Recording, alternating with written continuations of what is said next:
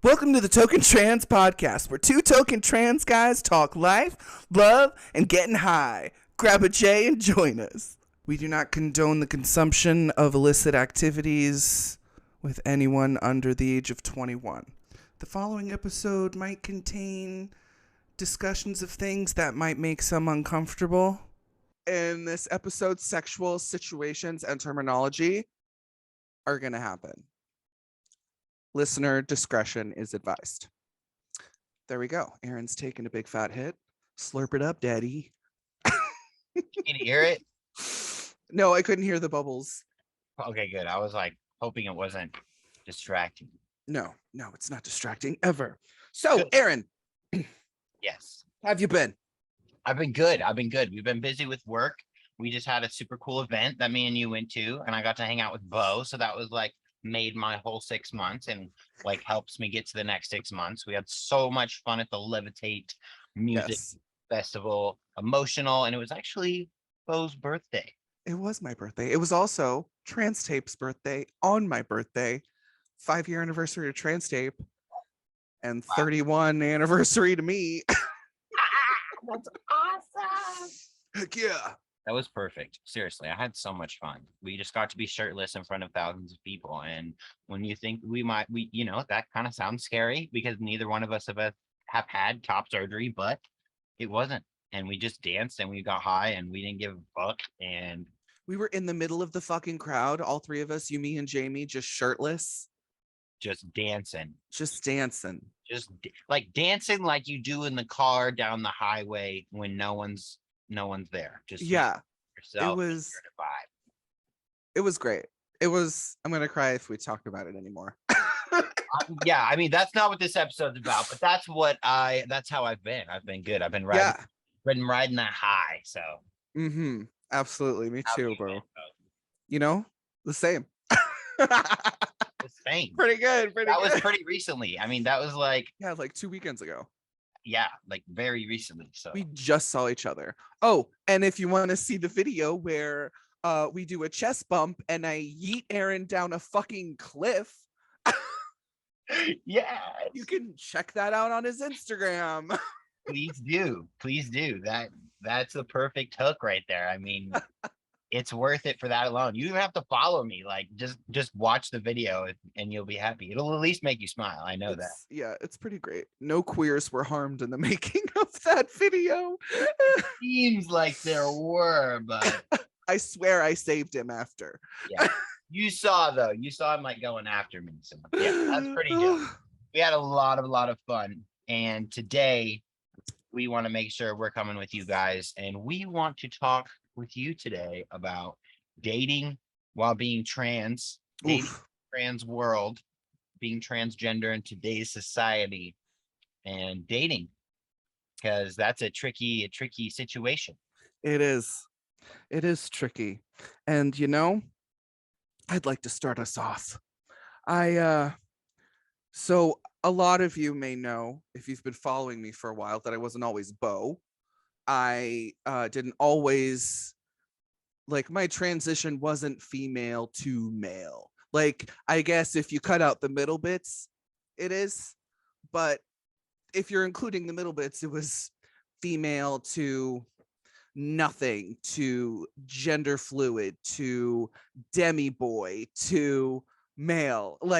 I went through a lot of identities, and during those periods I was that person. And it's not that I was confused the whole time and I really was a male at that time. I was that, and now I'm male, and maybe I'll be something else someday, I don't know, but right now I'm affirmed. And dating while assuming those identities has proven to be quite the debacle. So when I first came out as anything, besides woman, right, I at the time I was on disability and I was dating a man named Philip. We were together for 4 years total, and he had proposed and I had said yes. He proposed at a Lego convention. It was very sweet. he got permission from my grandmother, and my grandmother gave him her ring to propose to me with. Yeah. So we were together for 4 years, and then I came out as gender fluid. I changed my name to Lennon. I let him know what the deal was, what that meant. That means that my pronouns would change, and I would try to be more masculine on the days that I felt like a boy. And This is the person you were with when you came out as trans. yes, Okay. when I first came out as gender fluid. And he tried a little bit, but then he just got mad, and he started sleeping on the couch on my boy days. And then he was like, What in the world? he was like, I'm not gay, I can't do this. Oh, And I was like, fair, all right. makes sense. You're Okay. not gay, that's cool. Got it. Got it. I flipped the script on you, that's fine. Yeah. So that's when I moved out, and I started dating as Lennon, which was pretty hard. And then I met Ryan, which I talked about earlier. So first of all, I used like dating apps. I used like OkCupid. I'm pretty sure that's what I started with. And using dating apps while trans is like, you got to be prepared for what you're going to experience. First of all, the transphobia, because your picture is, you're going to be hot, and people are going to be attracted to you, and then they're going to go to your profile because you're hot, and they're interested in you because you're hot, and then they see your pronouns or your pride flag emoji or something, and then if they're a fucking dick, they're going to feel compelled to message you and tell you what gender that they believe that you are, regardless of what you said. There's a lot of that. And so preparing yourself, first of all, I think is, the big thing. If you're not prepared for that, then don't fucking use dating apps. Like, just don't. Statistically, it's gonna happen. Yeah, it's gonna happen at least once, statistically. There's You're always right. gonna be an asshole. Yeah, exactly. I had people, like, I had my like radius set to be so many miles away from me, but I was still getting messages from people from fucking like Idaho, fucking 300 miles away from me, saying, "You're a woman." Okay, bro, like, what? Potato, like, Right? Go back to your fucking cornfield. Like, you're a woman. What do you want? yeah, I know. No, I can call people women too. seriously, get out of here. Fuck. So there's that. And then there's also those people who, some might know them as chasers.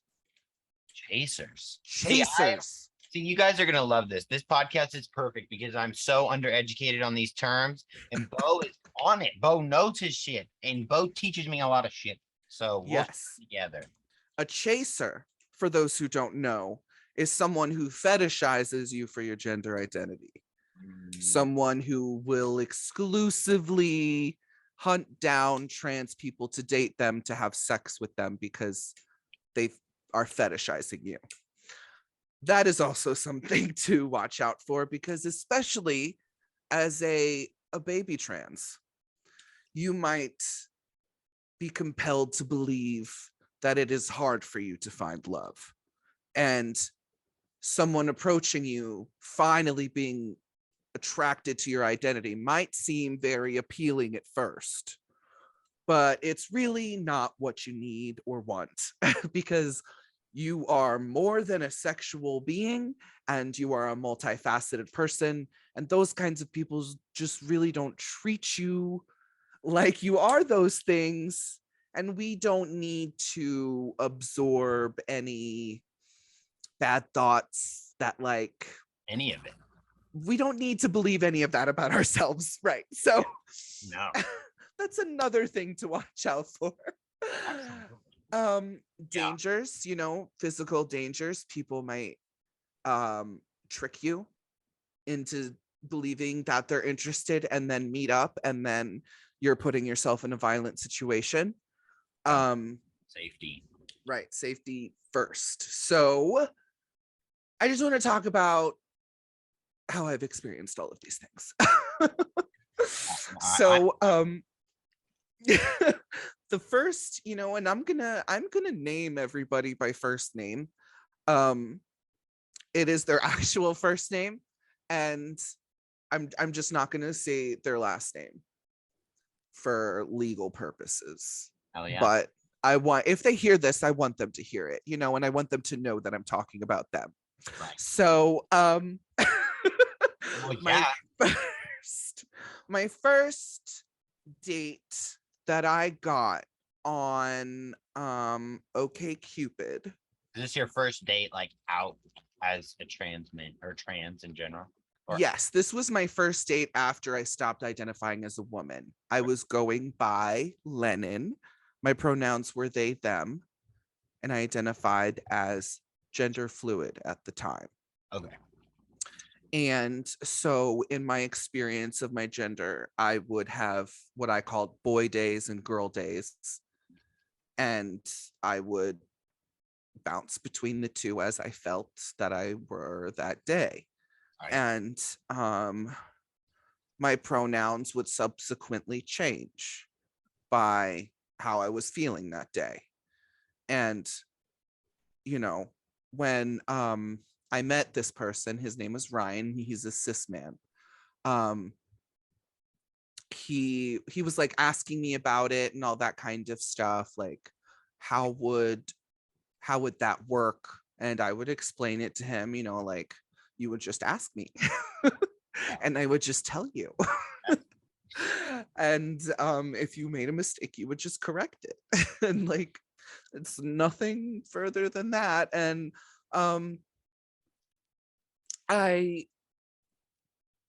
he was the first person that showed like actual romantic interest in me.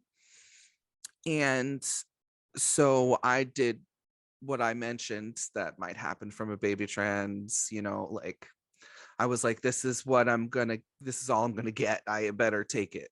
Right. And finally someone. right.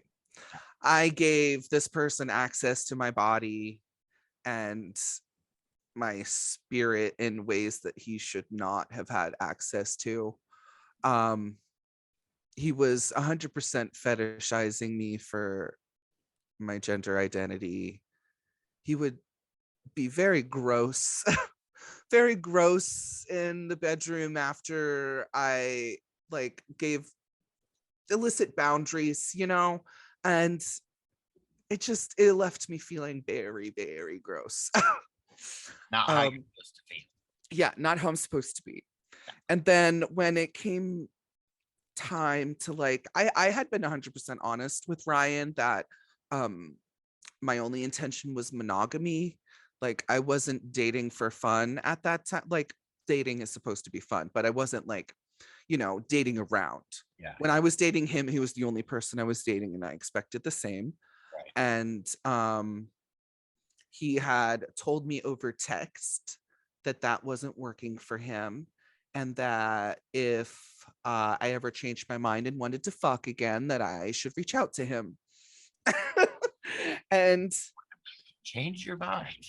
Right. Like I was like, that's kind of interesting, a really gross thing to say, considering I very blatantly told you my boundaries and my intentions, and what?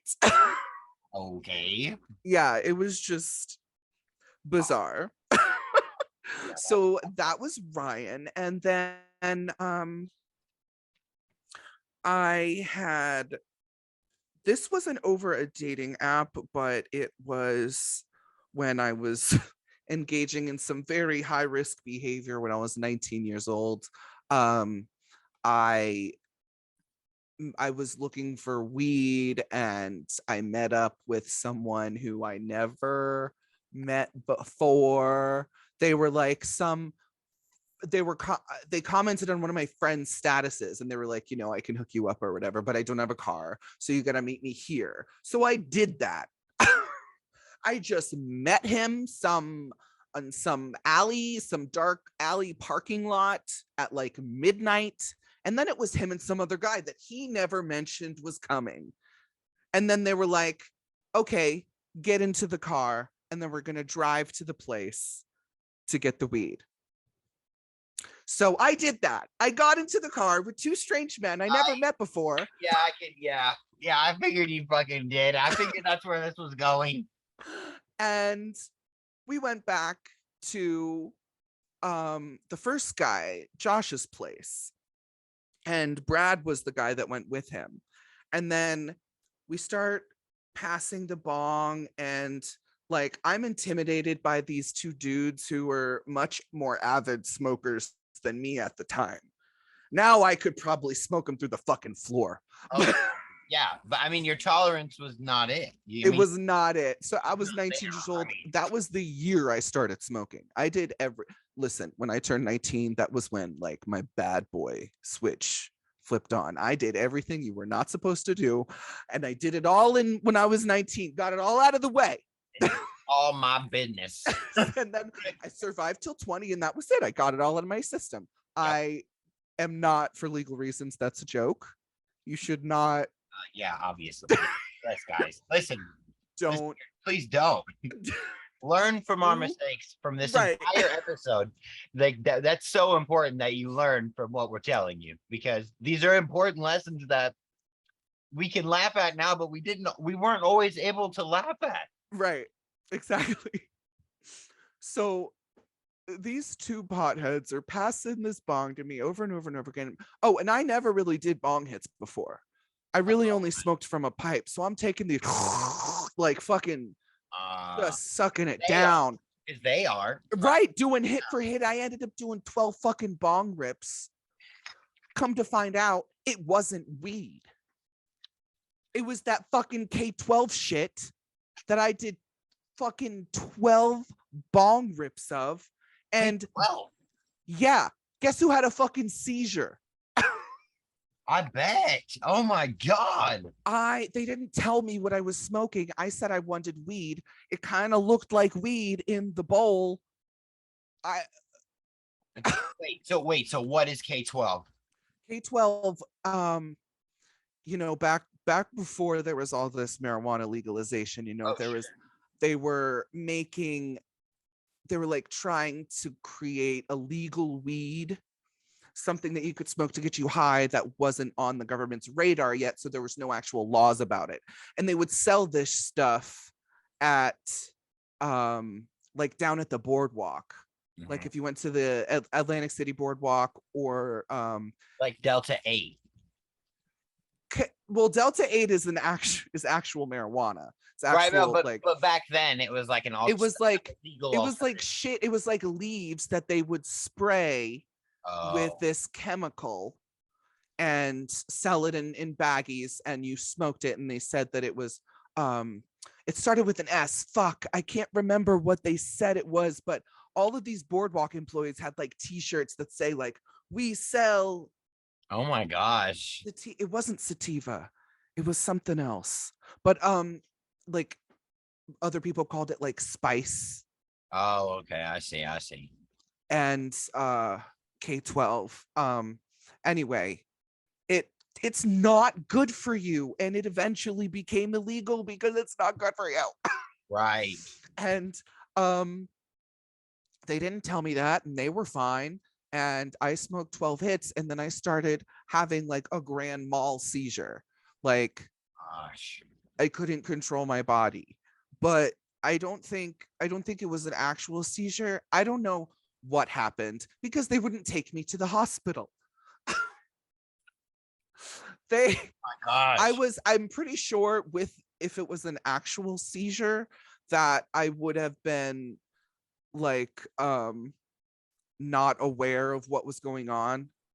I think I don't know a lot about seizures, but I'm pretty sure you become like unconscious or something, and you're not fully aware of what's going on. But I was fully aware of what was going on. Like I was awake and I was able to talk, but I was just like, it was like I was having a seizure. I couldn't stop shaking my entire body, and all my muscles were all like my jaw was clenched, like all my muscles were activated and tight, and I could not stop shaking, and I couldn't stop it. There was nothing I could do. I had zero control over my body. I didn't know what was happening. Too far in at that point. Yeah. And the only thing that stopped me shaking was when Brad had grabbed my foot.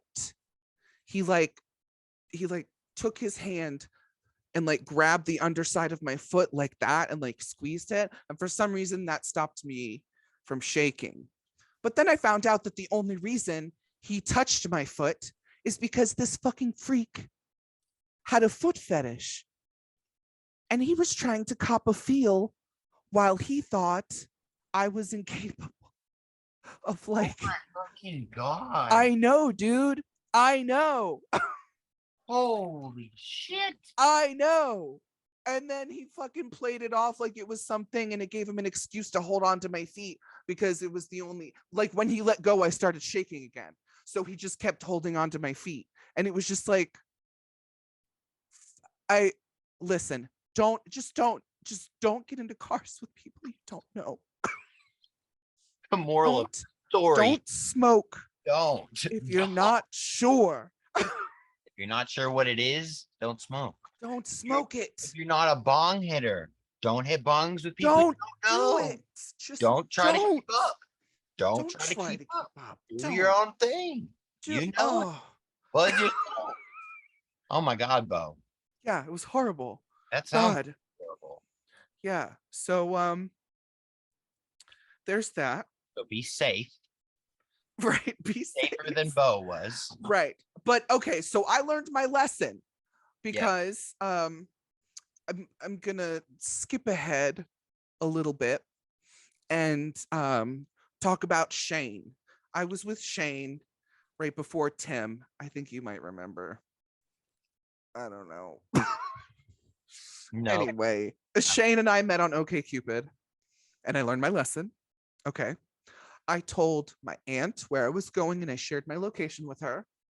And I told him before Shane and I met up, I was like, I'm going to be sending a picture of you. And also I'm going to take a picture of your license plate when you come and pick me up. And I'm going to send those to my aunt.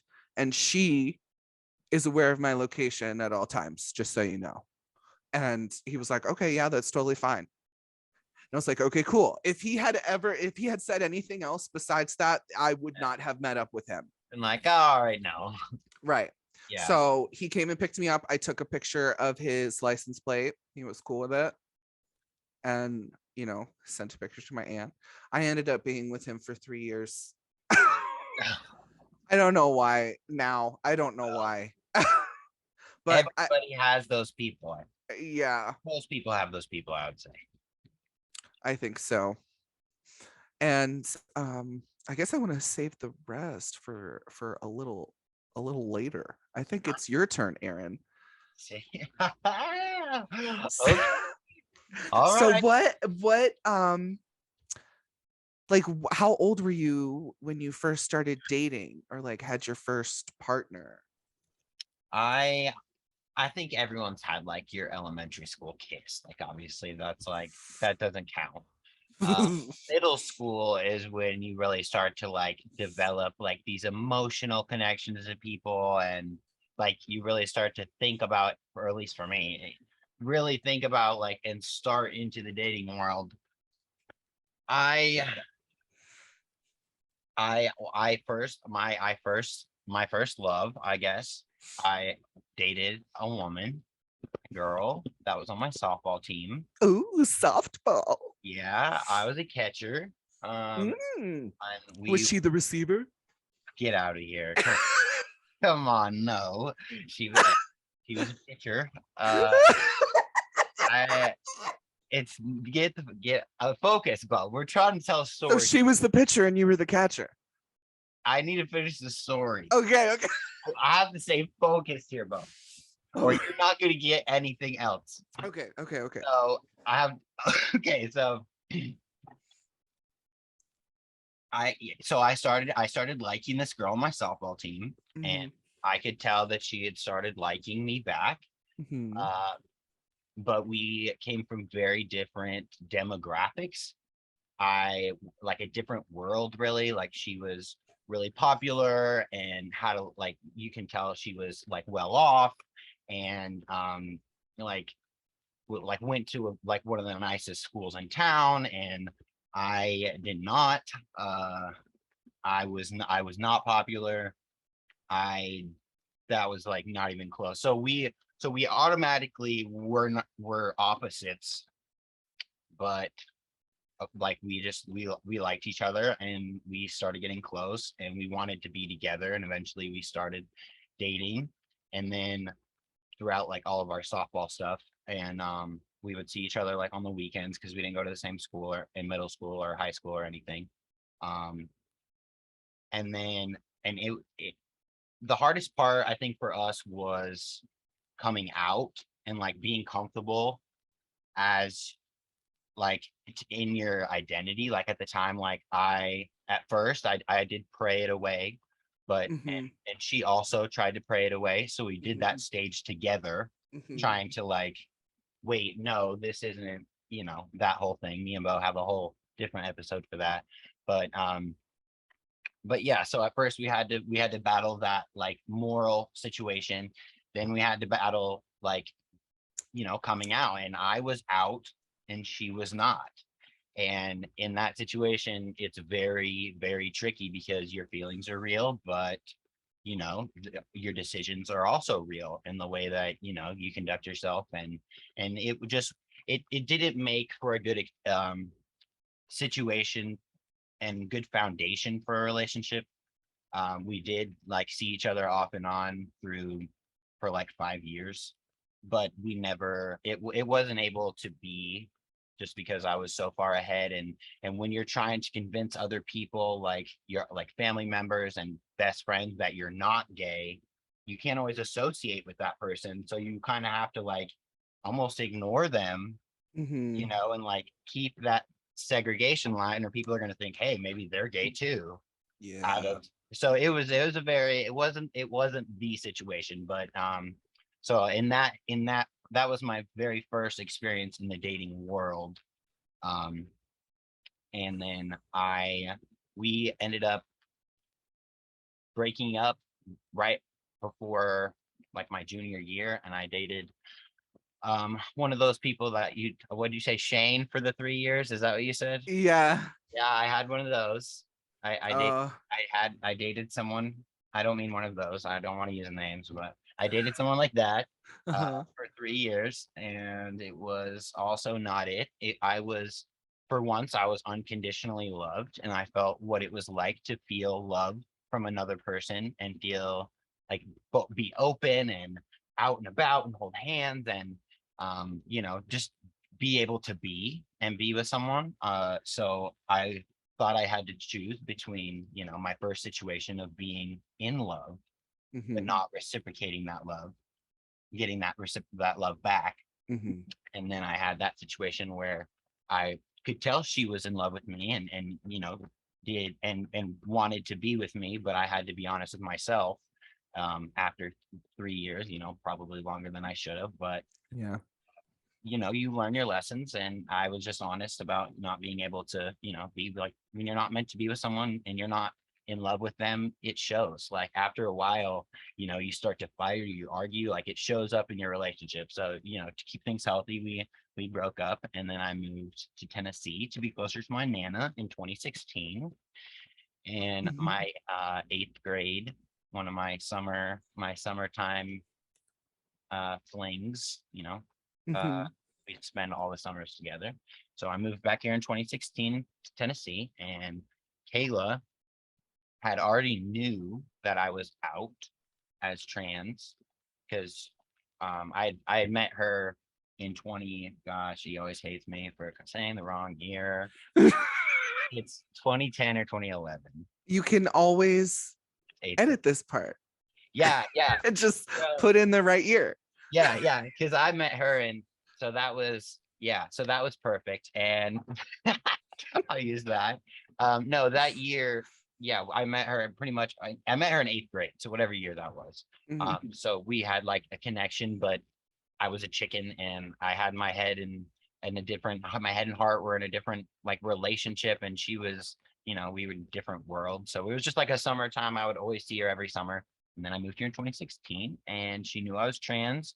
So she immediately knew who I was, and her family remembered me, which was cool to have like memories beforehand, but also show up and her mom be like, "Oh my gosh, it's Aaron. Like we haven't seen you since for this many years." You know what I mean? Like, what's Yeah. up? Like, and be Aaron and he him off the bat. It was really cool for her family, and Kayla just helped me see that I could be loved. Like I could feel the love.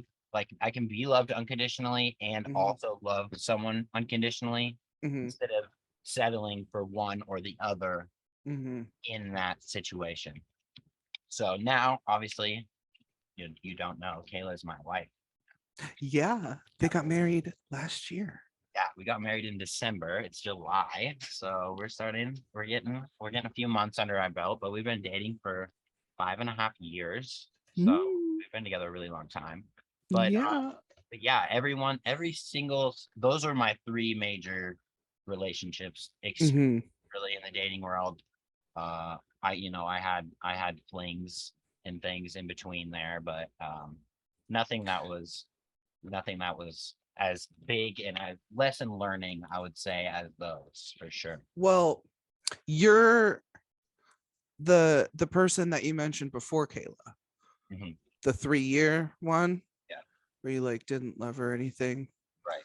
Um, and then also your first one where she didn't, or yeah, she wasn't out, so she kind of, that was Shane in one person. In one, okay. Oh, So I was with him for 3 years, and also he wasn't out to his parents. So I couldn't be out to his parents. right. And at first, I was like, okay, this isn't like his coming out, should be his coming out. That's understandable. I need to be patient and give him time so that he can do this on his own terms. And then a year passed, and I was like, when are you going to do this? So tricky, and you can't rush it because I those can't. those people are not like my first relationship, that she was not ready. Yeah. She had sisters that were really close. She had family that were like, I mean, they like hovering, like really Mm-hmm. close. Like, even if people would guess, you had to be like opposite sides of the field. Like, we couldn't be in the dugout at the same time because we didn't want to like make people think other ways. And Mm-hmm. that's just, you don't want to be someone's dirty little secret. You Yeah, deserve to be not a secret. And exactly. it doesn't line up at the same time. You can't force them, to come out, and you can either, say, hey, maybe we can try this later, and maybe you'll save a few years off of your life. Yeah. And from our, I I waited way too long for him to do that. And his parents loved me, and like they knew that my name was Beau, but they didn't know my pronouns. They didn't know that I was a man. right, And because I hadn't started testosterone yet, I started testosterone like in 2018, and we broke up in 20 last year, or the year before. I think it was the year before, 2020. yeah, Yeah. So I started and then we moved in together in 2020, and we lived together for like a few months, and like you said, it was just, we were just fighting all the time, yeah. and it got to a point where we were both kind of like dependent on each other Oh my gosh, same. for rent and things Oh, I like can't that. either right now. This is the same. That's why. Yeah. Yeah, so because we were living together at the time, and I didn't have a very good job at the time. This is before I started working for Transtape. um I wasn't paid enough to cover rent on my own, so I kind of needed him to help out, even though I was making a lot more than him. And I was also covering his expenses like almost entirely. I fought like the way that he made me his parent, basically, once he moved out of his parents and moved in with me, it was just really gross. Yeah. And that's when I started. I was like, this, like, you Say need to come out to your parents. You don't even live with them anymore. I'm getting chin hair. I'm not gonna shave it to go see your mom. right. So You need to like, figure this out. right. Yes or no? Yeah. Yeah. And he wouldn't. So I there was a point where I was like, you know what? Let's just open up the relationship. Like, and also he wasn't, we didn't, we were okay, we were together for 3 years, right? We hadn't had sex in 2.5 years. Okay. Wow. Yeah. Yeah. And I was like, what's the deal? What's different? What's changed? That's And he wouldn't like, it was always a, I don't know, where I'm working on it. And I'm like, okay, what are you working on? Like, what is it? Is communication is big. right. He would not communicate with me at all for anything. Honest. He wouldn't. And I think it was because I genuinely think he wasn't attracted to me, but because I was taking care of him, he didn't want to end things. So, but of course he wouldn't say that because I would have ended things. And I stuck around for that motherfucker too long. And then we opened up the relationship. He started dating other people. And by dating, I mean having sex with other people. And so I was like, okay, so you're having sex. So like, why not with me? Like, right. what is the issue with obviously me? It's not a you. Right. It's obviously not a you thing. You're getting it up. You're right. Everything like, is operating. Right. So like, I was just like, this is very funny, and not funny, haha, funny, weird, you know? And so at that point, I was also dating 2 other people besides him, Ray and Tim. And after a while, I was like getting everything I needed from Ray and Tim. Yeah. And Wow. I was like, I had gotten a promotion at the job that I was at, and I could afford everything on my own. And I was like, I sat him down on the bed and I was like, look, I think we both know that this isn't working. I think we just need to break up. And he was like, yeah, okay, that's cool. And I was like, all right, look, you don't got to move out right away, but you do got to move out eventually. I'm not going to make you homeless, but you know, start looking. Right. So, he moved out, and that was I had never, that was the first time in my whole life I had ever initiated a breakup. And God, it felt good. Really? Oh my God, did it feel good? It was relief. Yes. It was like I cut off a piece of fucking matted hair. Oh, lighter. I did. I felt much lighter. I was saving more money because I wasn't spending it on his car payment. Imagine that. Yeah. And that's wild. Yeah, it was, man, if someone won't like come out for your, not for your sake. It's just like, if you're out, don't date somebody who's in the closet. Just don't. Don't. It's you gonna just set healthy boundaries. Like, let them decide, like, hey, like, we can't continue this the way we're doing it right now. So either I'm gonna need you to like take a leap of faith with me, and I will go through this with you. I'll hold your hand, like I'll hold you when you cry. Or we need to decide that maybe later, when you're in a better, more comfortable situation with yourself, then we can revisit that exactly down the road, possibly. right. And if it's meant to be, it'll come back around, because it will. But if it's not, it does. Then it won't. Yeah, exactly. Shane and I never talked once after he moved out. It was just Yeah, that sounds so much better. We did very, not. like a very peaceful breakup. Mine was So not. peaceful. Mine was not that. I was like at the very end of my mental health. Like I Oh had held no. on to the very end, to the point where I was like, I need to move to my nana because she has mental health experience.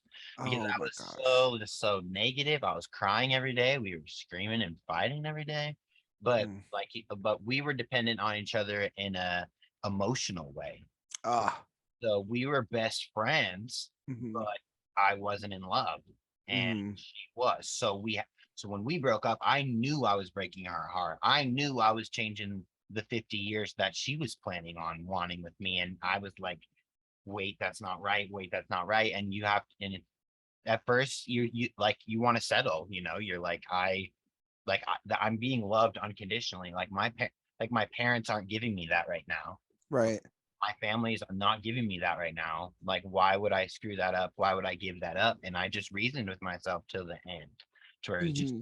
it was just a little too much. And I left. I was like, I had to drive 3 hours to my dad's house because I lived far away. So the whole 3 hour drive, I'm like driving with all my stuff, bawling my eyes out, like screaming, smashing my hand. Like I probably shouldn't have been driving because I was so emotional. But Oh as my the god. whole drive, I was just bawling and like yelling. I was so upset at myself for like hurting someone else in that way.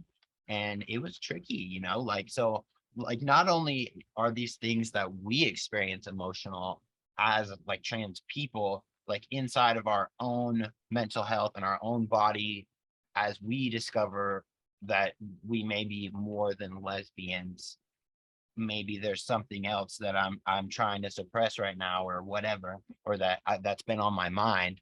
um and inviting another person into that space is going to be tricky, because Mm-hmm. it's always a fluid journey. Like you said, like you said, like you went through multiple identities, like, and I was lesbian for a long time, and I was super scared to jump from that one and change, because you're changing. You come out as one time, and then you don't want to be like judged. You're like, you're worried about what other people think, even though we're told we shouldn't, but we're natural, we're human, we're going Mm-hmm. to sometimes. Mm-hmm. So you have to be very careful when introducing people into your life, and into Yeah. into your body, your heart, and your Yeah. physical body, if you were not in a space to where your own heart and your own mental health, and being self-aware enough to know that that's where you are, and also the physical boundaries that with yourself. Like, Right. know where you don't want to be touched. You know what Mm-hmm. you don't want. Right. You have to, Don't let someone convince you yeah, otherwise. where your boundaries are, and you need to Yeah. find those boundaries so you can convey that information to other people, so they can respect it, Yeah. or leave. Right. Amen. Yes. And um, so after I mentioned that while I was with Shane when we opened it up, and I broke up with him because I was also dating Ray and Tim. Right. Um, they all knew about each other. Ray was also poly at the time, and Tim wasn't dating anybody, but he also didn't care that I Right. was dating Right. anybody. He was just like, just communicate with me, use condoms, because we're all using condoms. And I'm like, Be yeah, honest. obviously, yeah. And right. So I broke it off with Shane, and Ray, I was dating, he's also trans. And he was my first trans boyfriend. And Oh, I didn't know you had a trans boyfriend. yeah, it was short-lived, but Right. my God, was it amazing. Amazing. I I thought it you were going to was say emotional. I thought it you were was gonna say it emotional. was emotional. It was very emotional. It was so intense. It was so emotionally intense. I firmly believe that if you're trans, you should date trans people. I think that it was just, man, I'm having a hard time finding the words for it. He was so loving and so in tune with my needs, what I wanted. He was I was his first thought in the morning and his last thought when he went to bed, and I knew it, and he made me know it. And he was honest about his feelings, truly, which was beautiful. He cried with me when he wanted to cry, and he communicated his frustrations when he needed to, and that helped me because I could actually, correct myself. He asked what felt good, Yeah. and oh my God, he was so hot. He was Isn't so hot, and like, God, sex with a trans person, it just hits different. it's so I've told you before, Aaron, that I love going down on trans men. yes, you have It to. is scrumdiddlyumptious, I just have to say. It is one of top If 10. you guys have experiences too, as listeners, drop a comment below. Have you dated a trans person? What are your experiences? Because Boy pussy is superior pussy. you guys know Beau. He just goes after it. He's just Oh, it's so this is good. what it is. I'm gonna say it. This is what that's what I love about you. I love you too. So Ray and I only lasted 3 months. I had realized, probably a little bit too late, that what I like, though I did love him, I mistook my, like, I don't want to say it was, oh man, it wasn't not love, and it wasn't not romantic love, and it wasn't not sexual love. I did love him. I loved him deeply, but at a point I realized that I the love that I felt for him was different than how I would feel for someone that I wanted to stay with long term, if that makes sense. I think it's possible to love somebody like and care for them 1,000% because and not be in love with them. Yeah. You can Well, love them and not be in love. I don't even want to say that I wasn't in love with him, because I really feel like I was. Right. And I Just don't wasn't the think right. right. It just wasn't right. After a certain point, I was like, it might have been us moving so fast. We did move very fast emotionally. We both pretty much said that we loved each other the first time we met. Right. And we were looking at apartments together. Like, we were talking about moving in together. We were only dating for 3 months. I went to go Right. see apartments with him. Right. Like, I was like, wait, I'm making whole entire life decisions on this 3-month interaction. I need to slow the hell down. Yeah. Wait a second here. Wait a second. Yeah. Yeah. And I had he had also expressed wanting to be monogamous with me. So that also made me think, like, am I ready to dump Tim? And I don't think that I was, and I didn't want to have that conversation with him. So I kind of ghosted him. I didn't kind of ghosted him. I ghosted him. I ghosted Ghosted Tim. who? Tim. I ghosted Tim. Tim. And Aaron, you're gonna think such awful things about me when I tell you this, because I know how much you love Tim. No, it's all right. It's all And right. I don't think I'll ever forgive myself, and I don't know how Tim did. We all have those things, Beau. I had told Tim I love you kind of early on when we started dating. And he just gave me a kiss, and he was like, I don't think I'm there yet, but I like you a lot, and I love spending time with you and stuff. And I was like, okay, that's great. Yeah. He Beau didn't is so respectful, you guys. You have he did I he just had to just say that. Go ahead. he didn't make me feel bad for saying it. And he was like, it's great that you love me. I'm happy. I feel loved, and Yeah. he just wasn't sure if that's what he felt yet. And he didn't want to say that because he didn't want to be dishonest with me. And I appreciate that Yes. so much. Yes. And I went over to his apartment, this apartment that I now live with him in. I would come see him, on the weekends or whatever. Um, I went over to his apartment for what I was planning on being the last time to break up with him in person, and I couldn't do it. So then I stayed the night, hoping that I could do it in the morning before I left for work. And I was getting ready for work and he was sleeping, and I couldn't do it. So I was about to leave. I was walking through the living room, walking to the door, and he woke up and got out of bed, and he was like, "Hey, come here." And I was like, oh, "Okay, I was just leaving for work." And he's like, "Yeah, just come here real quick." And then he grabbed my face and he looked at me in the eyes for like a couple seconds while he was smiling at me, and he said, "Hey, I love you." And that was the first time he said "I love you." And it was when I was planning on breaking up with him. And that was the last time I Oh my. spoke or saw Timothy in 3 months. Oh my. I ghosted him for three Oh, months the day he told me that he loved me. oh, that's tough. And that he still followed me on Instagram where I was posting about Ray and how much in love I was. Oh my And gosh.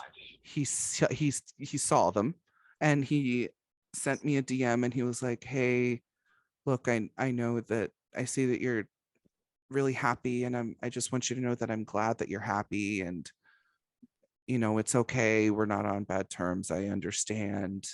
Mm, And I responded, I was like, "I'm sorry."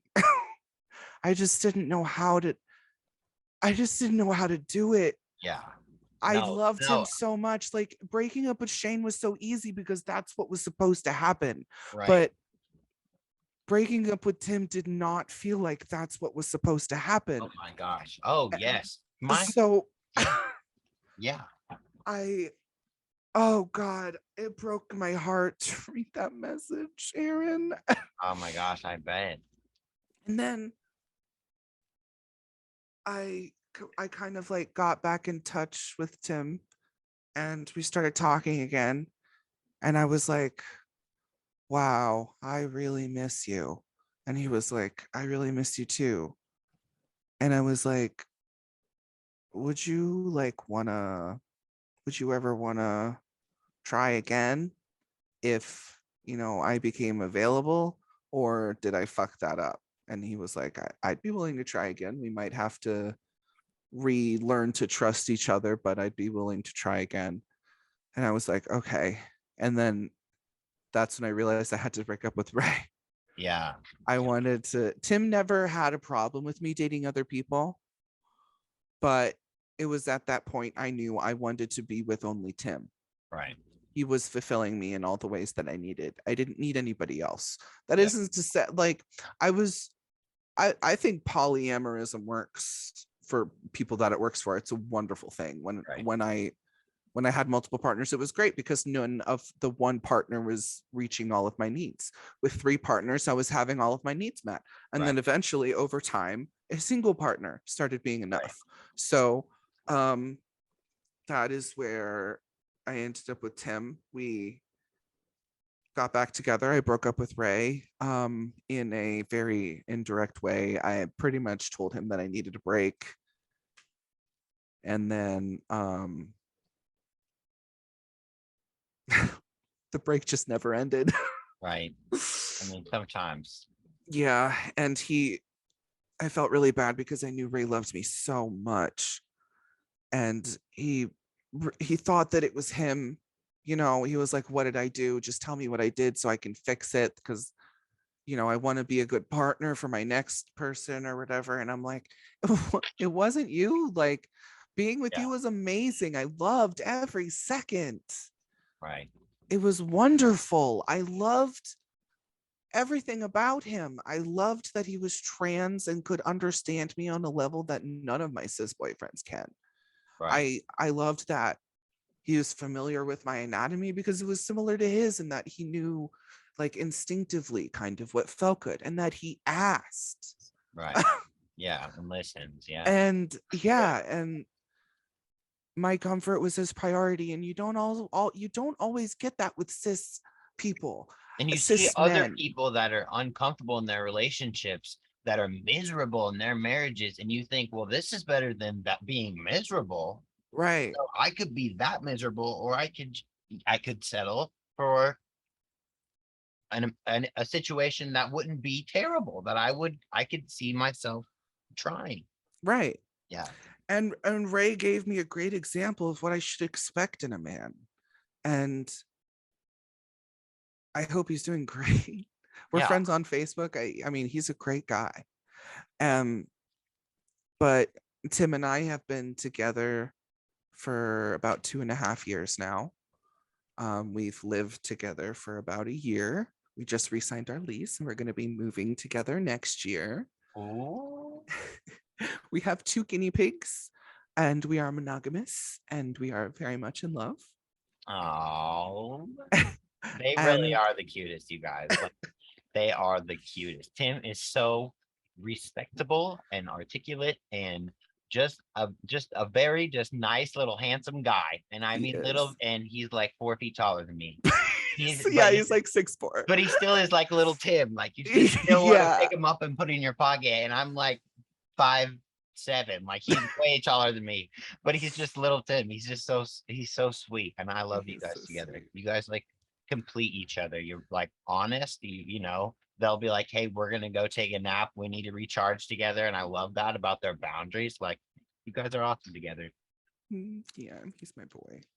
Yeah. Did I tell you about did I talk about how Tim and I, like our first date, Tim and my first date yet? I don't think so. No. Okay. This is when I used Tinder. Tim and I met on Tinder.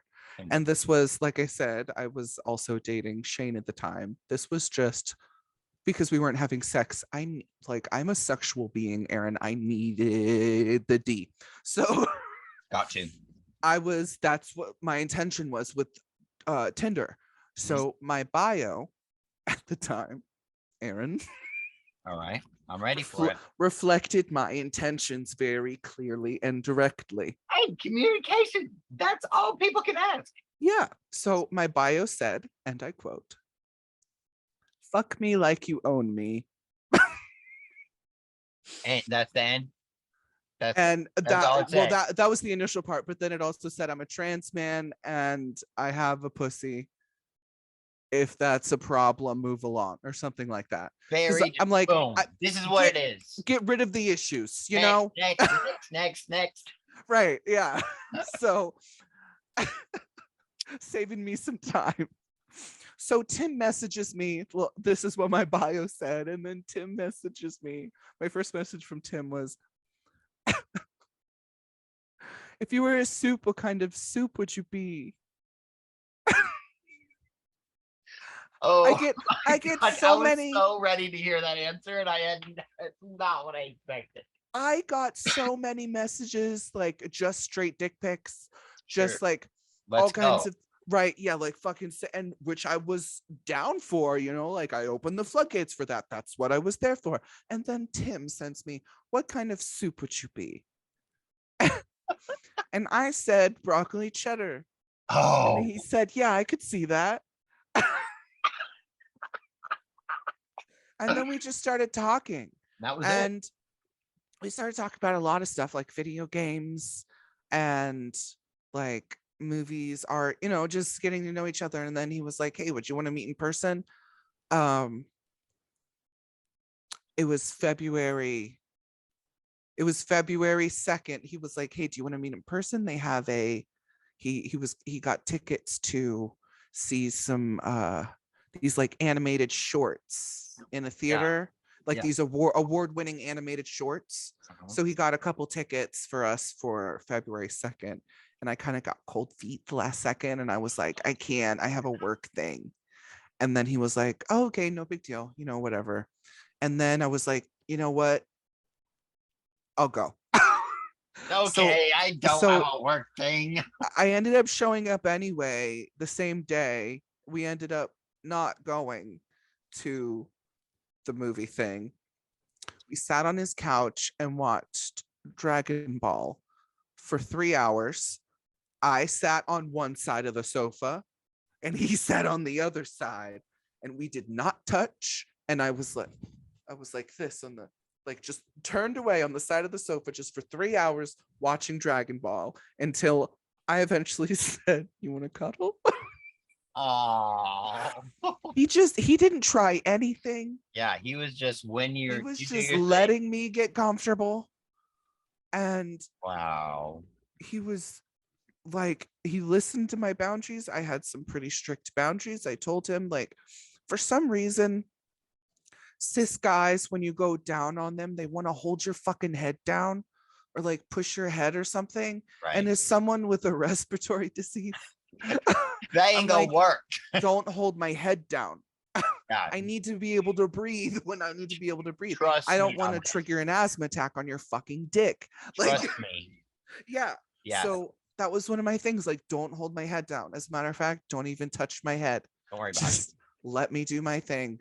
Yeah. Talk to me if you need to. Like, Yeah.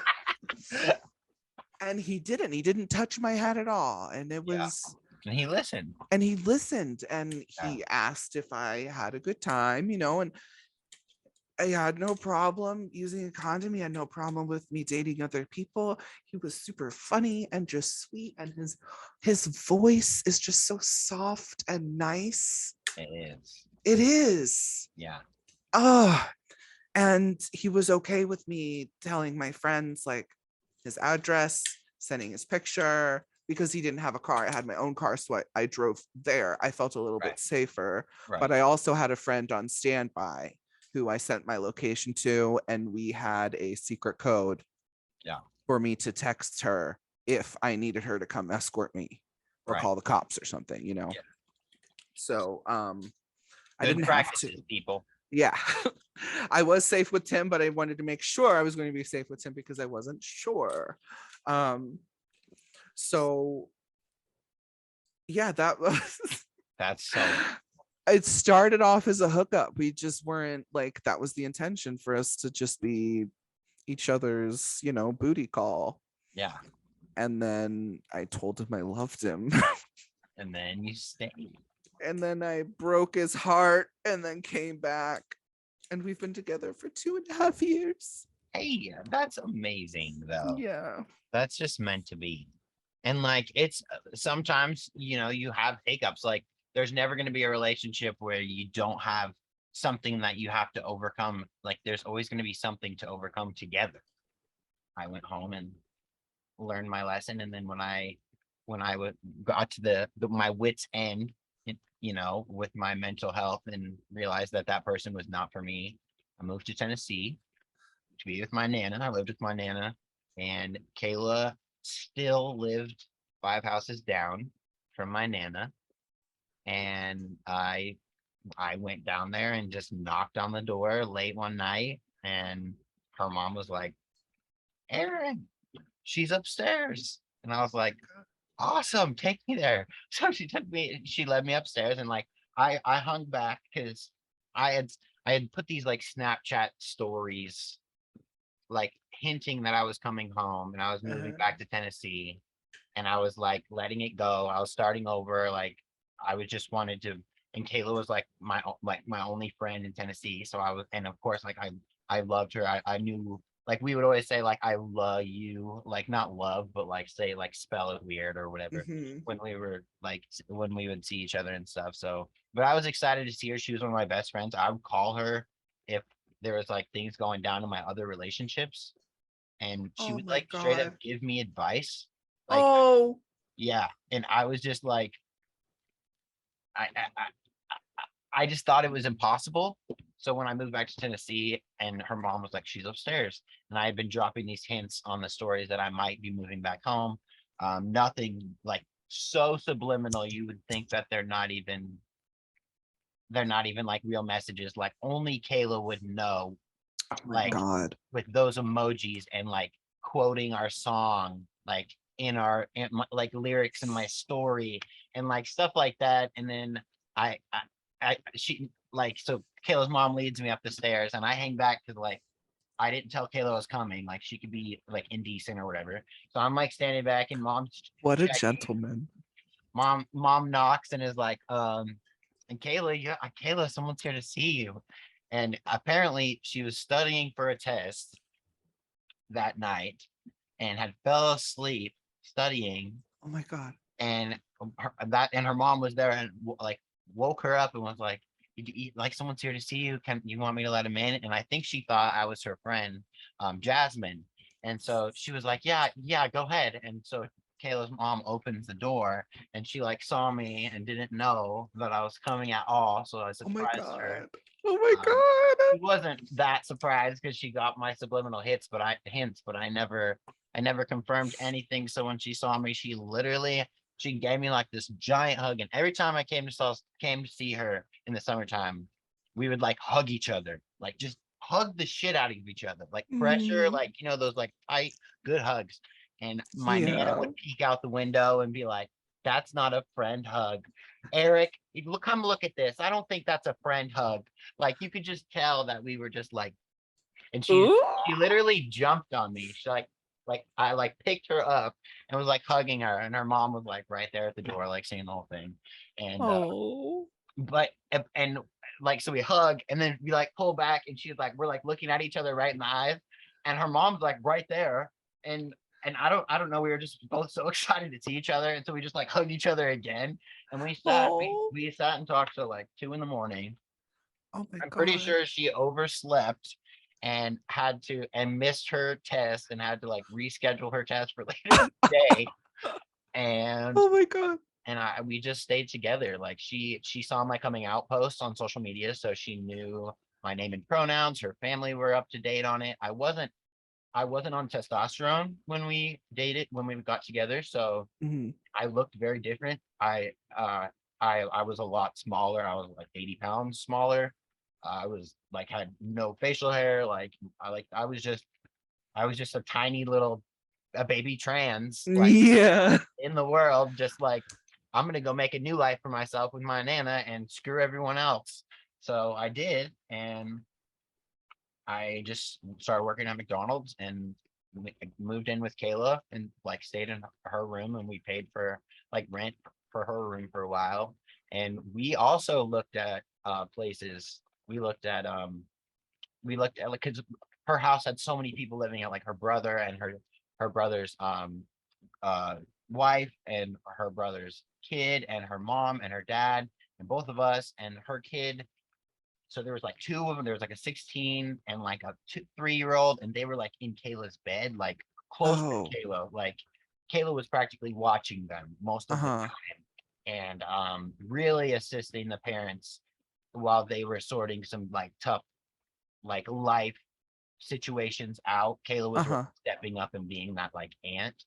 So after Aw. like a month of being together, she told me like, I don't know if we can be together right now. Like I'm so busy. Like I don't even have time to go on a date with you. Like you see like how crazy it is here. Like if you don't, this is like before I had moved all the way in. She was like, if you like, I have this life situation going on right now. These girls need me. And if you want to circle back and do this again later. And I was like, hell no. Like I'm the oldest of 10 children. You are like, I could do the kids thing. Like we can do the kids thing. So we pretty much just like played house Aw. for the first like 4 or 5 months of our relationship. Like I would take her niece to school in the mornings, like to high school, like drop her off at high school, pick her up breakfast on the way, and like Mariah would be like 3, sleeping in the bed with us, like in between us.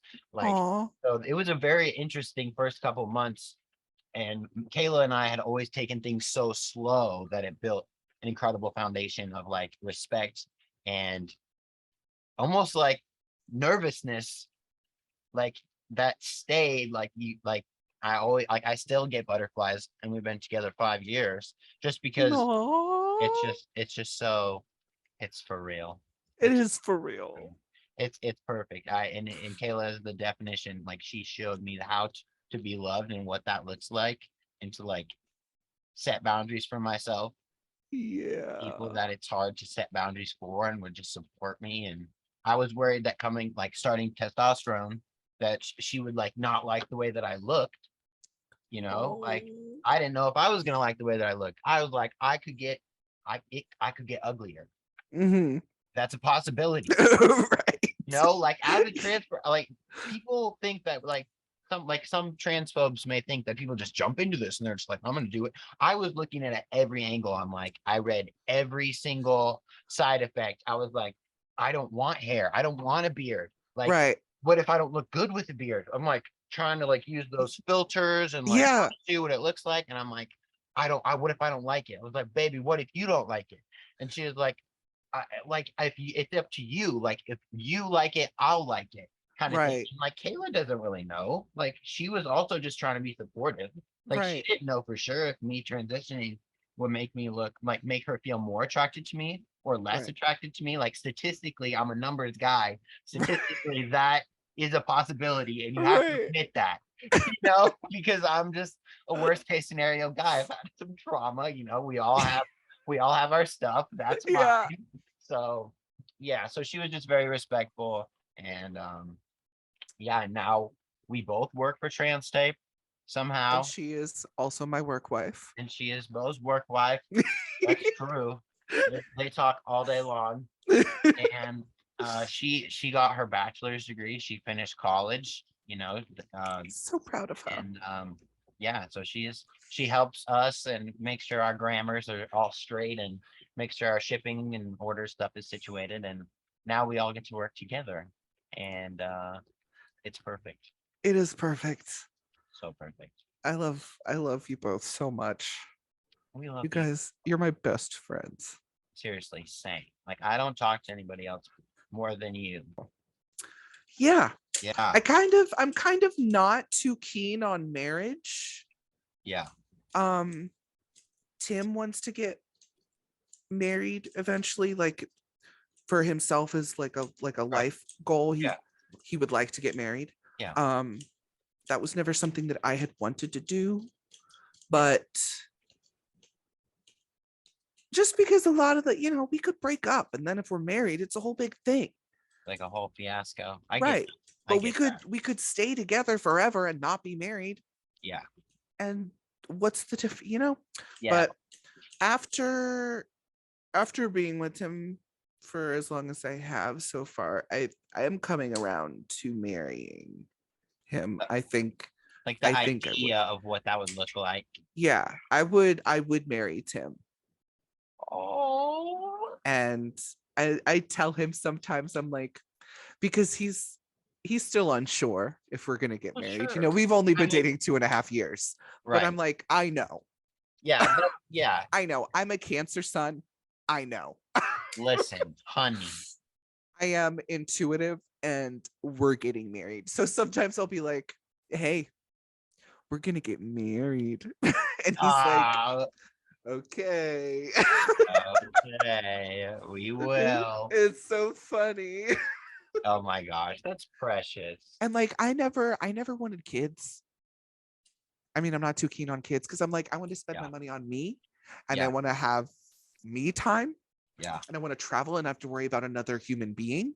That is 100% the thing. Yeah. But Tim was like, I want a baby. Like, he wants a baby one day. And I'm like, oh, all right, I guess we're having a baby. I guess I have to think about what that would look like for me. Yeah. I was like, so I guess I'm coming around to that idea too. And we're just going to adopt, because I told him, I'm like, I'm not one of the birthing fathers. Right. I can't do that. Oh my gosh, we have to talk about that. That's gonna be a good episode. We'll do that episode in the future for sure. Oh yeah. When is Kayla gonna get pregnant? We'll talk about it all in that episode for sure. Oh my God. At Levitate, when we were like, Kayla, when are you gonna get pregnant? Oh my gosh, me and Kayla, I would love to become a father. It's a whole thing. Like, obviously that looks a lot different for trans people, and we'll do an episode on it, and I'll share my thoughts on that. That means that as long as we have this podcast, like, that's going to be a thing. Like we're going to be able to, oh my God, when Kayla gets pregnant, we're going to be like, be able to like podcast about it. Oh, I'm going to be an Podcast. uncle.